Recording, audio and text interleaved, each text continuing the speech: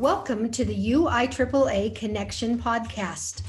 The UIAAA would not be able to broadcast this podcast without the support of our business partners. Thank you to all of the gold and silver business partners of the UIAAA, BSN Sports, and our contact, Jeremy Macy. Final Forms, AMP, with contacts Julie Renner and Clay Burnett. Granite Canyon Wealth, and our contact, Megan Palazzo. Jostens, and our contact, Molly Shaheen. NCSA, Next College Student Athlete, and our contact, Paul Putnam. VNN Varsity News Network, and our contact, Jason Jones. Thanks again to all of the gold and silver UIAAA business partners. Welcome to another edition of the UIAAA Connection. We're pleased to have this week as our guest, Ryan Grunig, CAA, the past president of the UIAAA and athletic director at Skyview High School up in Cache Valley. Ryan, welcome. How are you today? Doing well. Thanks for having me on here, Hutch. Thanks for being on here. Obviously, it's been one of those days we won't get into it, but things pop up in the middle of the day you have to take care of. So yeah, you'd end up throwing away your schedule most of the time as an athletic director because it changes minute. All right. Well, let's share with our listeners, take a few minutes and share with us where you grew up, where you went to high school, where you went to college, first job, your involvement in youth athletics, et cetera, et cetera. I grew up in Hyde Park, which is a small town up in Cache Valley. I attended Skyview High School. Actually, I joke with the kids that I'm a super senior. Never left the school that I graduated from. I went to Utah State, got my bachelor's degree in math, education, and French, and started out teaching math here at Skyview. It was my first job at Skyview. After 2 years, I transferred up to a middle school for 4 years and then have come back to Skyview. So I've never really gone too far out of this area, but it's one that I love. Growing up, I played youth soccer a lot and got to 8th grade, was all really excited to try out, and they started a club team up here. And I didn't make the club team, and so I convinced myself I wasn't good enough to play high school soccer and never did try out. Something I regret. I should have gave it a shot at least, but I decided to run cross country and ran cross country for 3 years and ran track. And then I had some friends and they said, "Hey, why don't you decide to, come out and be on the tryout for a musical group that we had here at school?" And I decided to do that and tried out in my senior year. I was on what they called the Front Porch Majority, which was a variety show type of singing group, and did that and didn't do any sports my senior year, and had a lot of fun with it. No regrets on what I did there with it, and that's kind of my background. I left Utah State for 2 years to serve an LDS mission in Tahiti, down in the tropics. Okay, now let me interrupt you right there, because you grew up in Hyde Park. You live in Smithfield now. You went to Utah State University, so you've had your entire life up to that point, 19 plus years, with that colder than normal Cache Valley weather, and all of a sudden you're in Tahiti. So how does that work? It just happened to fall that way, but I mean, the coldest I ever saw was 78 degrees, and the hottest I ever saw was 85 degrees. Oh, wow. It doesn't vary much. I came home from my mission in July, and when I got home, I was in Cache Valley in July, and I remember telling my parents, "Hey, do you guys have a coat I can wear?" And this was at night, and I was cold, and it was 50 degrees, but I was cold up here. Yeah, so it takes a little bit of getting used to once you come back. That's interesting. So you went to Utah State. So you never taught French in high school, just math, I assume. I taught math up till probably for 11 years. And at year 12, principal came to me and said, "Hey, we don't have a French teacher anymore. I need you to teach French." And I said, "Okay, I can do it." And I taught it for 2 years. And quickly they found a French teacher. And I went back to teaching math. Didn't enjoy teaching French, but I mean, I did it. But part of that was I hadn't spoken for a long time. And so if we ever get Rudy Gobert on the UIAAA connection, you'll be the one that has to interview him because you can speak the native language there. Yeah, I can do that. Okay. And so what year was it you became the athletic director at Skyview? And now I understand you're full-time, so you're not teaching classes. Is that correct? Yes. I became the athletic director here in 2013. I was for a couple of years with Missy Stewart. And then, and during the time I was I taught 2 classes and then was also athletic director.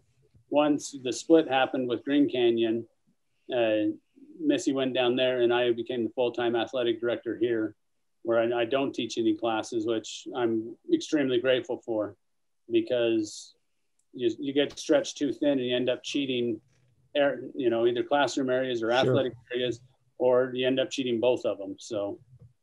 No, I understand exactly. And of course, particularly now I assume that they've put you in charge of the COVID testing like they have the rest of the ADs across the state. Well, they sort of have.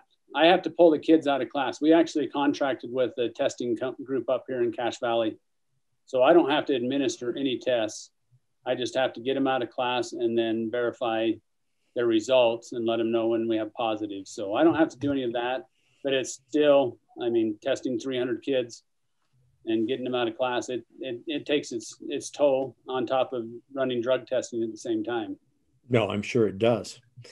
All right. So let's go back to your growing up days, and maybe even once you started teaching or got involved with the Athletic Directors Association. Mention some of the mentors that helped you out, that you looked up to, that helped you along your way. Probably one of my biggest one was my dad. And, it's kind of cliche. Most people say it's one of their parents, but I came from an educator's family. My grandpa was an educator. My dad was, my uncle was, and myself and my brother. And he gave me some great advice right off the bat. When I started, he said, there's 2 people you need to keep happy in the school, the custodians and the secretaries. Wise man. and he said, don't worry so much about the administration, because the secretaries and the custodian will have your back. And then the other thing he told me, he said, when you leave school there and go home and be a dad, and,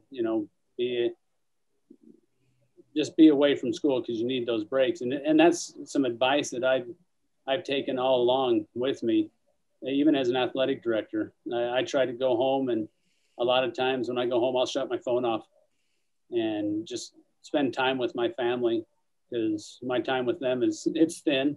I'm gone a lot, and they understand it and the sacrifice. But luckily I've got 4 boys that love to go to games with me, so we get to spend a lot of time together, setting up gyms and watching sports and stuff. And then another big mentor that I had, that I would have to say would have been one of my principals, D. Ashcroft. He was my first principal, and he could see that I was burning the candle too thin on both sides. And he took me aside one day and he said, Ryan, you've got to make a decision, because with your math background, there's lots of other things you can do. He says, you got to decide, do you want to be a teacher and a coach, or do you want to go do something different, because you don't act like you're enjoying it. And at the time I wasn't enjoying it. I was dealing with lots of remedial kids, and I was just I wasn't fully vested like I should have been. And he gave me that advice, and I just went back and looked, and I realized I love my job. I love what I get to do. And so I went all in on it. But if he wouldn't have taken me aside, I probably would have continued to not really enjoy it. And I don't know what the outcome would have been. Okay. Talk to our audience about the difference of being an athletic director today and when you started, which is probably 10 years ago or a little bit more? Yeah. I've been involved with athletics for 21 years. I coached soccer for up until the time I became it. And the difference now is, before you had your little things to do and stuff, but now the demands just keep getting piled on. And ultimately, I mean, it's good that my administration views me as an administrator, not just an athletic director. They look at me as an athletic administrator, and they have me deal with discipline problems for our athletes, grade checks, but also, I mean, we've added so many more sports. This spring, I'm going to have 9 sports going on at once. Wow. And trying to, find the time to keep fields painted and attend things and stuff. I just think the time demands are so much greater now than they used to be. Trying to find a field for all 9 teams. Yeah. We're lucky. On top of that. We have a lot of field space here at Skyview. We were the first school in Cache Valley. And so I've got 6 or 7 practice grass fields plus a turf field. So field space isn't hard to find. Now, finding time to mark all those fields and push the painter around, yeah, that's tougher to do. But we also deal with the Cache Valley weather up here, which means we could get snow at any point of any season up here. Sure. Now remind me, because I've only been to the baseball field once. This is way back when I first became athletic director, and I was the baseball coach for 1 year. But if I remember right, does Skyview have a turf infield and then a grass outfield? A synthetic turf? Did I? No, and in fact, the baseball field you were talking about, it used to be just barely north of the school. Uh-huh. And it was actually uphill from home plate to third base. It was about a 10-foot gain. But that field's gone. We built a new complex now, and it's the only turf we got is in the football stadium. We're working on trying to get some other in other places, but cost and things like that. But the problem we've got up here is just how long it takes for things to dry out. Exactly. Tell our listeners this. What's the one thing that you wish you had known when you began your career as an athletic administrator? Probably the one thing I wish I would have known is the relationships you get to build with kids. And I, when I became one, I kind of thought, well, okay, I'm here to deal with the coaches, and the coaches get to deal with the kids. And I wish I would have known that you have to deal with the coaches, you get to deal with the kids, and build more relationships that way with those kids. Okay. Well, let me ask you a little different question. What's your biggest failure in life, and what did you learn from it? Probably my biggest failure was a few years into being an athletic director on my own. And I hit burnout because I wasn't delegating things. I wasn't giving, assignments to my coaches. I was just trying to do it all to take things off of their plate. And I didn't realize I was putting more on my plate. And from I learned that it's okay to delegate to others and to check on, give them an assignment and then check and make sure that it got done, and not try to do everything at once, because you will burn out and give up pretty quick.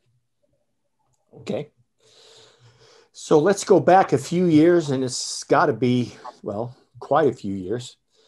Talk about how you first became involved with the UIAAA, and from there, obviously involved in the NIAAA. When I first started became an athletic director, my principal, Dave Swenson, said, he goes, listen, one thing that I want you to do. He goes, I want you to become a certified athletic administrator, and you need to take those courses and stuff. So I started taking the courses, and the first course I took, was 501, and Amy Sheets was there teaching it. And he was talking about all of the classes he'd done, all the things that he'd done. And I walked away from there thinking, there's no way I'm ever going to do all that or want to do all that. Sure. And so I took 502, and pretty soon, the more classes I took, the more hungry I got to learn about ways to become a better athletic administrator. And when we were in Region 1, and Curtis Holtz was on the ADEC at that time, and he said, well, I think my time's done. So I stepped up and volunteered to be on ADEC, and did that for 2 years, and was sitting in a meeting one day, And Rich Barton sends me a text and he goes, "Hey, you ought to really consider running for president." And I'd never thought about something like that. And the more I thought about it, the more excited I got about joining and being involved and stuff. So I ran, decided to throw my hat in the ring, knowing that, I mean, what did I have to lose? You know, if I lost the election, that's okay. And you'll probably remember counting the votes 3 times. It was Michael O'Connor and I that ran against each other, and you guys counted the votes 3 times. And I think I ended up winning by like 1 vote or 2 votes. And so I just jumped in there, and from there I've looked for other ways to get involved. As far as, you know, I'm now on the national faculty. I teach the 619 class, and also on the, I can't even remember what the title of it is, on the NIAAA, but it's the one that we set up foundations and we work, you know, to raise money with it. And so I just found ways to stay involved. And it's kind of one of those things that I'm looking at the end of my tenure on being on the board of the UIAAA, because President-elect's winding down, and I'm hungry to find other ways to be involved because I've enjoyed it so much. Excellent.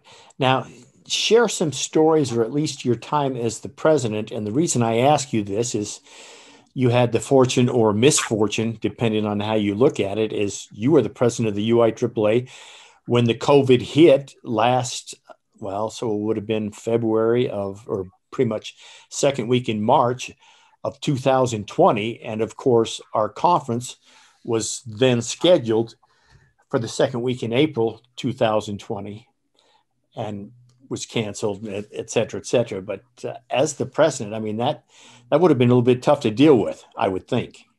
Yeah, it was, but I mean, we got a very supportive board.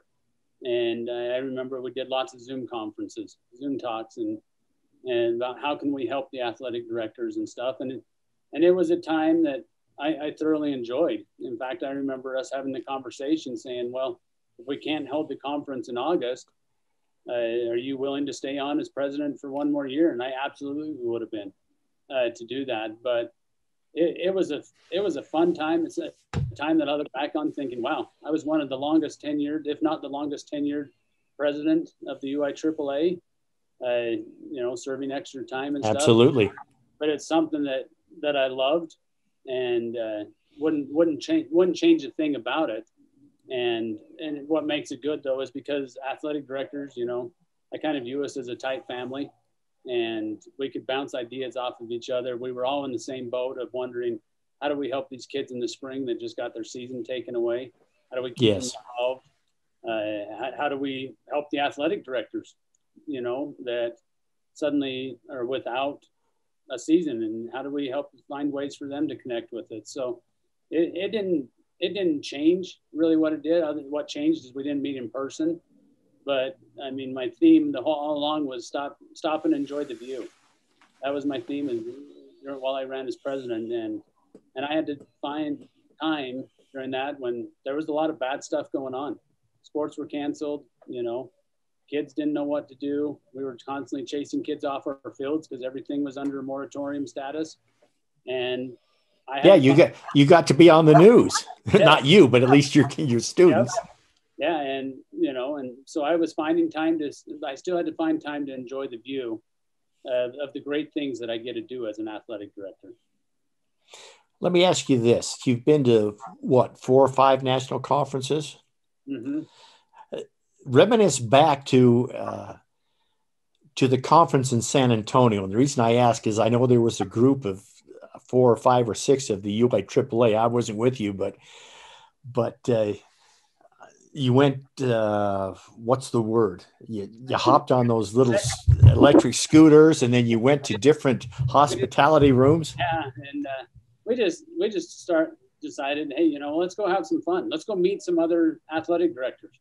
And the best way we found that was find their hospitality room and go visit with them. And so we set out a goal that we wanted to visit as many as we could. And I think that night we got 6 of them. And we took a picture at every single one of them. And the next year we wanted to do, you know, a few more, try to get them. Well, that one didn't work out so good as they and the hotel started shutting down hospitality rooms because it got too wild and noisy. So we didn't get to as many as we wanted, but it's something that we still talk about, you know, when we get back together. And I remember Craig Gladwell and jumping on a scooter and just taking off right across the cobblestone. And he wasn't slowing down at all. And it was just a fun time to be away from the school, but yet get to be with some people that are dang good friends of mine now. That's excellent. If there was one common myth about being an athletic administrator that you could debunk, what would that be? That you have to be good at sports. You know, you have to be athletic to be the athletic director. You don't. You have to be able to relate to people and relate to kids and be able to build connections. That's the three things that an athletic director has to be able to do. But you don't have to be the star. You didn't have to be a star in any sport in order to be the athletic director. I joke quite often with people, you know, I was never good enough to be a professional athlete, but hey, I get paid to watch sports and hang out with athletes. Exactly. Now, speak for a moment. You've had maybe a year to be on the national faculty, and as I mentioned earlier, you've been able to attend a few national conferences. But share with our Utah viewers and others maybe throughout the U.S. I know you spoke about the fun part of going to the national conference and being in the hospitality rooms, but speak about what it's like to actually attend your first conference and how life-changing that is. The first one I went to was in Phoenix. That was the first conference I'd ever been to. I got the scholarship from the UIAAA and went down there. And I remember walking in there and kind of being awestruck of how much there was. And my principal had gone down with me to it. And I think at that conference, I took 4 classes and just jumped all in, took as many of the things as I could. Looking back, I wish I wouldn't have maybe done 4 classes. You know? Yeah, I did that once. I was really burned out from being in classes and stuff, but it was awesome. It was the best professional development I'd ever been to. And as a math teacher, I'd been to the NCTM conference twice, and I didn't get near the professional development of training that I did at the NIAAA conference. And I walked away from there saying, it doesn't matter. I'll find a way, even if I have to pay it out of my own pocket, to attend a conference every year, because it's so valuable. The connections I've made, you know, I mean, I see people from all over the nation that I've met and stuff, and we still talk and have just built connections with each other. But when you're getting taught by your peers, I think it's a lot more powerful than when you're getting taught by professors. Yeah, I'm glad you brought up that networking piece, because I think for some of the athletic administrators out there that haven't had a chance to attend a Utah conference every year or attend a national conference, the networking is just unbelievable, that you can call people in other states. They know who you are. You can ask them, what about this problem? And they're going through the same types of things. It's different.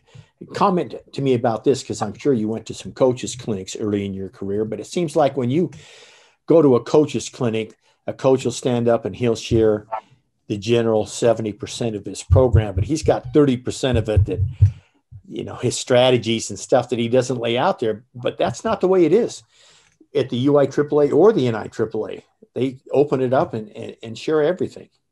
Yeah. You know, I've heard it said so many times, nothing that we do is copyrighted. And we just want to share it with each other.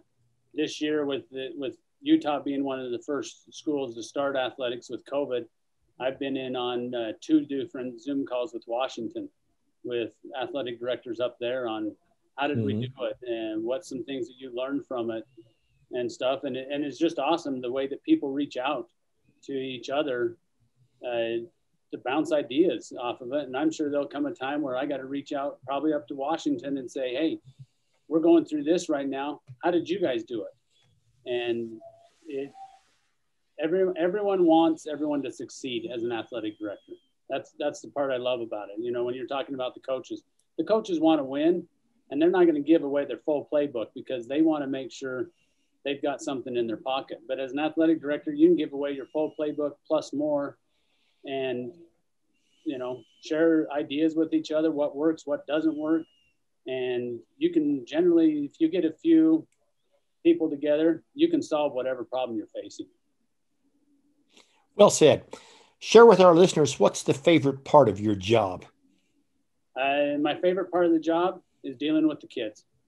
I've got kids, they stick their head in my office all the time. I've got 2 lockers full of treats back there that coaches once in a while will come in and get them. But I have treats back there for the kids. I got Gatorades in my locker, and they stick their heads in and visit with me, tell me about their day, tell me about, you know, whatever's going on in their life, grab a treat. And yeah, I have that all the time. And it's honestly my favorite part of the job. And it's the part that I get to go home feeling good about myself. That's excellent. That's a common theme when I've talked to other people on this podcast, that it always comes back to the kids. So I think that's well said. So as we get close to wrapping this up now that you're a veteran athletic administrator, obviously past president of the UIAAA, if you had 2 things that you could share with a brand new athletic director, by brand new, I mean somewhere between 1 and 4 years, what would those 2 items be that these 2 things you have got to do in order to be successful? First one would be is get involved. Get involved with the UIAAA. Take the classes. Set a goal to become a certified athletic administrator quickly, because the more that you learn, the hungrier you get, and the better you want to become in your job. And then the other one is you're not on an island. An athletic director in a school can be a very lonely position. It's one of the first ones that sometimes will get thrown under the bus when things go bad. But you're not on an island. You've got a whole family of people there to help you, and you can ask questions to, ask advice, and get the help you need. But don't sit there and try to solve it all on your own. Take advantage of what you've got. Well said. Let's finish with this question, which I obviously borrowed from another interviewer. What question should I have asked you that I did not ask you? Oh, I really, you know, maybe the only one is if you could change your path and change your course, and would you do anything different? And for me, the answer would be no. I wouldn't have done anything different along the way. And why is that? Because I've learned from mistakes. It's okay to make mistakes as an athletic director, and I've learned from them. And a lot of times the mistakes that I made, the things that I've learned, are things that I'm like, okay, now I understand why they were telling me I needed to do this. Now I understand why they were saying, make sure your facilities are secured, that they're safe, you know, and things like that. Where maybe it was when I was sitting in the class, I heard it, but I didn't understand it. And once you deal with something, a little mistake, you learn and understand why the things are. And I just think that's personal reflection in this job is a powerful tool that a lot of times we don't take advantage of. Well said. Thank you so much for being with us today, Ryan. Once again, our guest today, Ryan Grunig, CAA, past president of the UIAAA and current athletic director at Skyview High School.